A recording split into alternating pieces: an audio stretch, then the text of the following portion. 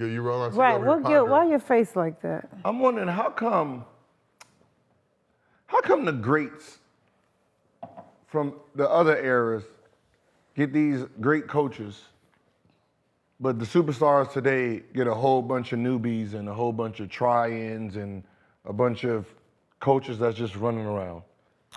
Because I think it's different. Guys, I feel like guys in the league are just different. They can't handle that. Like, they can't handle them old coaches. No, what I'm saying is we're sitting here like like when we're talking about legacies and we're talking about top fives, right? Okay. We're talking about top fives and we do all this back and forth. What team is this and this? And no one's factoring in coaches. The greats are being coached by greats while their comparisons is being coached by nobodies. So the reference of information is not here, right? So if Pop is giving Wemby all of his knowledge for all these years, that's an advantage to his greatness versus everybody else who has no reference. Like LeBron's reference of basketball knowledge is him learning himself. Yeah. Not Phil Jackson. He has rookie coaches every step of the way. So what we're seeing is his greatness by himself. That has to be factored in when we argue. Okay. Even with Kobe. Okay. Kobe, you have Phil Jackson who had Michael Jordan, that's an advantage for you versus someone who's sitting there looking at playbooks himself, that's a different. Yeah. And that's why I'm like, Giannis, like, God damn, there's three coaches he had.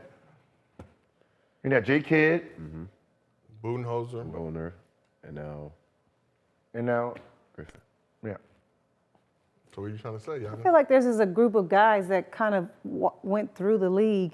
Now you still only have a couple stragglers that are the OG coaches, and now it's just a new batch of niggas. Like, it's just a new batch.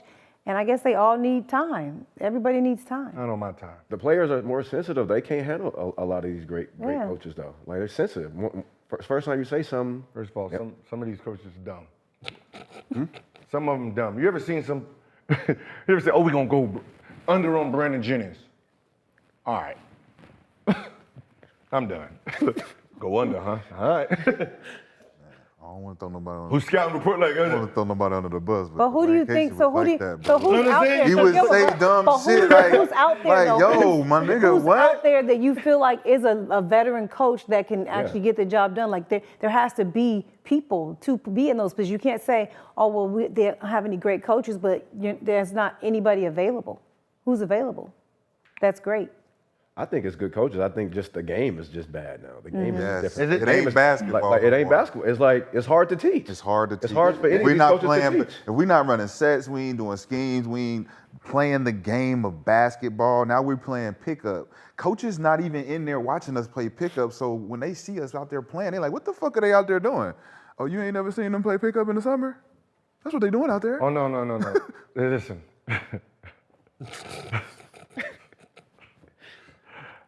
I did a breakdown. I was watching Jaylen Brown's 8 turnovers. They running 5 out. 5 out.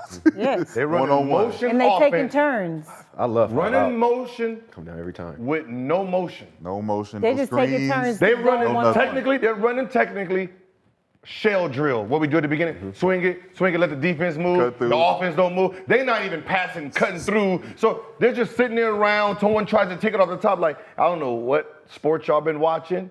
This is the worst offense if you are a creator. Wow. You're just passing it. He stands there. He passes. He backs up. He passes. And there's not a driving gap in pass. There's none of that. Whose fault is it, Gil? Huh? Whose fault is it, though? It's the coach. Because there ain't no organization on what we doing out here. He's not. And then he out here doing this or okay, what's that play? This is called equal opportunity. Equal opportunity. Motion. Go. I'm like. And whoever has the ball in their hand with 10 seconds left seems to be the one that can go one-on-one. Red. So what percent of the team's success do you attribute to the coach, or a coach is just out there jack and shine? But who's a good coach to you? Who's a good coach? Yeah, you ain't answered that. Pro, because I can look at his lineup and look at the team and say damn, you are maximizing your talent. Yep. No, but I'm saying who's not available, who's not coaching right now that you feel like should have some of these jobs that these nobody coaches are getting. You got Mark Jackson. That ain't. I don't think they're ever gonna hire him. I know, you just asked me. I didn't say if they're going to hire him or not. You know, somebody that's actually available for Avery hire. Johnson was a great coach back Okay. then. Old school though. Old school, yeah. What about the Van Gundy boys? Hell no. I don't like either one of them. Wait. I don't really know Jeff as a coach. Stan, I like Stan, man. I respect listen, I like I Stan. don't like Stan as a person because I just think, especially with athletes at that age, these are not 23, 24, 25-year-olds coming in, 18, 19, 20. They can't handle the stand every day. But as a coach, plays, discipline, I will hire him to build my foundation. Yeah. He's a foundational coach. Yeah. Like every coach that has to start Houston, I'll hire him in Houston 100%. If Houston's looking for a new Stan Van Gundy, 4 years, tell him, all right, good job. Orlando too. And now you can take that and build a coach who can build them from here to here. Because there's the levels of coaches. There's builders, there's mids, and then there's championship type coaches. Now, if you take a championship type of coach and put him on any other, he can't perform. Right? You can't tell Phil Jackson to coach Houston Rockets. Yeah. Look at Pop with Tim Duncan, and then look at him with this new one. These new ones, he's like, who you want to put in? All right, go get that one. They're coaching because it's like, what am I doing? What is this? I'm used to winning, and if I try to put what I'm doing, it's unrealistic to who they are right now. You know, I think would be a good coach though. Who? Grant Hill. Grant Hill? Grant Hill. I mean, any ex-player technically can actually be a good coach, depending on Smith? what type of player. Kenny Smith? Kenny Smith? Would be dope. I think he'd be What do you good. guys think I about don't fuck Ewing? with Kenny Smith like that. Ewing? Yeah.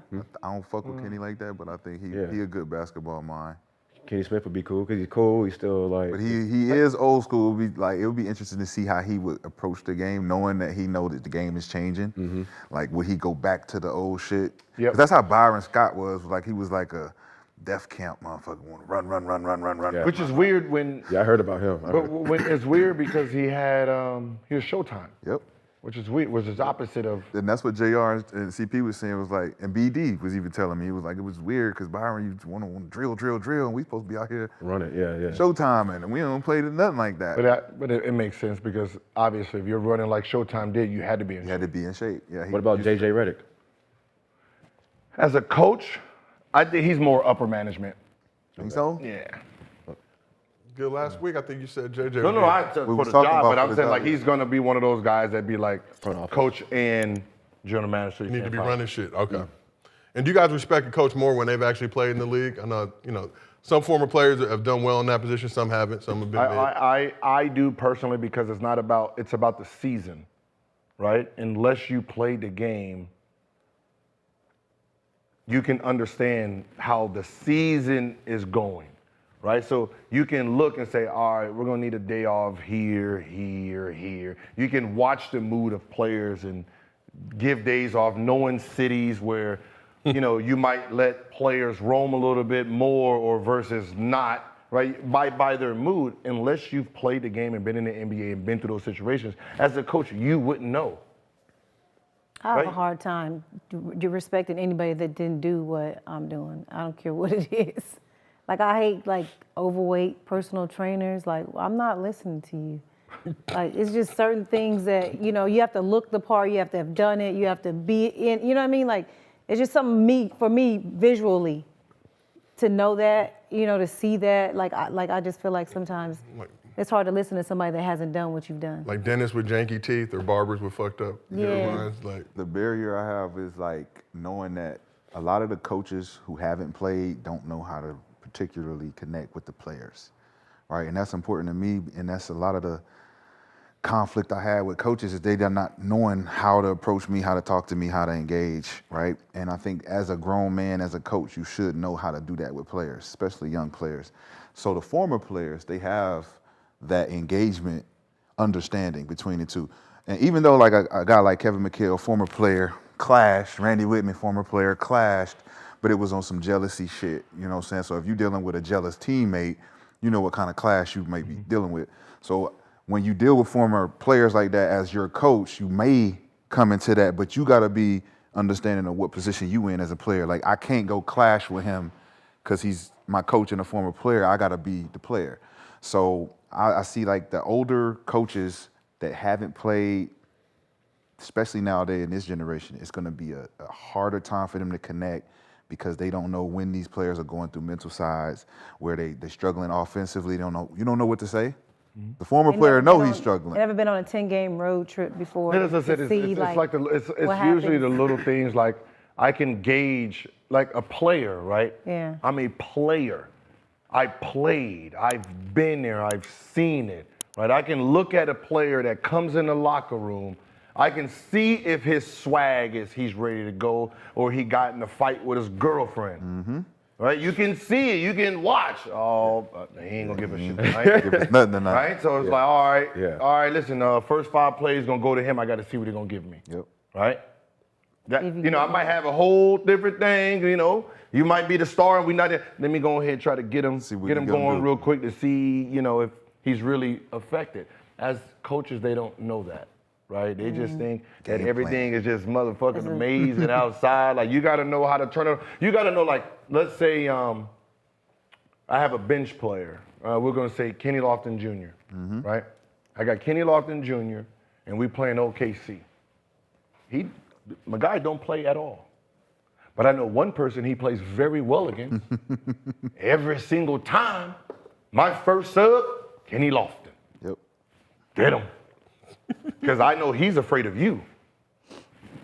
Get him and let him go to work. Because I know one person, everyone has a matchup that they hate. Yes. He might not be good. He just, for some reason, he match up well against you. And I would put the bully in, let him get that confidence. And it's just those things. But as a player, coach, you would know that because you've seen it thousands of times. Yep. You know who else I think would be a good coach? Rondo.